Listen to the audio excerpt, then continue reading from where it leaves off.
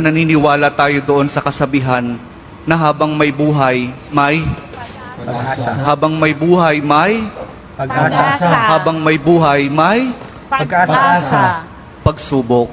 Dahil tayo katiwala ng Diyos, binibigyan din niya tayo ng iba't ibang klase ng pagsubok.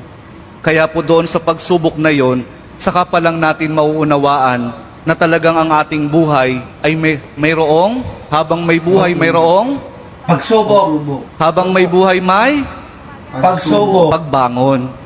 Huwag niyong hayaan na kapag meron kayong pinagdaraan ng pagsubok, ay hindi kayo babangon. Kailangan meron tayong pagsumikap na pagtsatsagaan natin yung ating mga pagsubok na pinagdaraanan.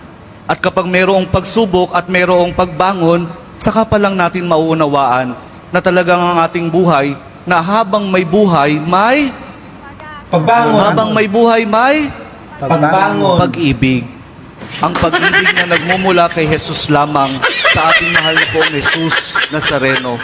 Dahil doon, kapag naunawaan natin itong mga bagay na ito, na habang may buhay, may pagsubok, may pagbangon at may pag-ibig na nagmumula lamang kay Jesus, saka pa lang natin mauunawaan at matatanggap na talagang habang may buhay, may